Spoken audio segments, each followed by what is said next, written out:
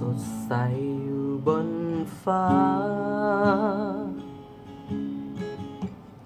สาดแสงลงมาคืนนี้สงดงา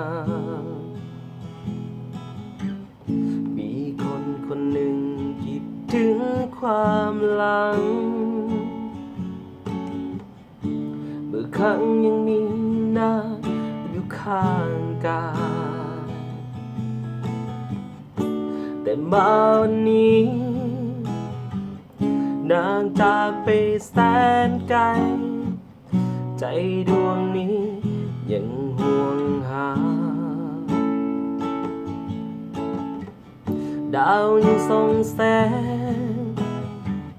แต่นางอยู่ที่ใดรู้ไว้ว่าใจดวงนี้จะขอกลับมาอีกครั้ง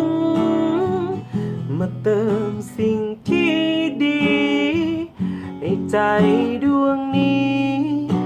ได้พบหาอีกครั้งกลับมาอีกครั้งอย่าปล่อย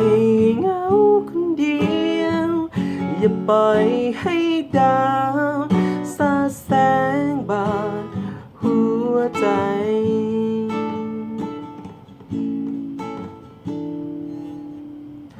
ดาวยังคงส่องแสงแต่เหมือนว่ามันเผาใจเมื่อคืนนี้ข้างกายยังขาดน้ำดาวยังสดใส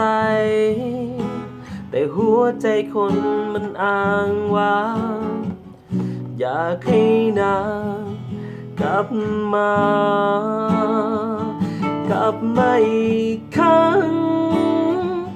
มาเติมสิ่งที่ดีให้ใจดวงนี้ได้พบหาอีกครั้งกลับมาอีกครั้งอย่าปล่อย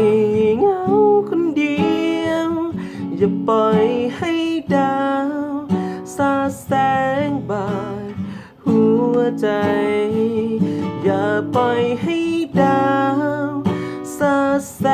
งบาดหัวใจ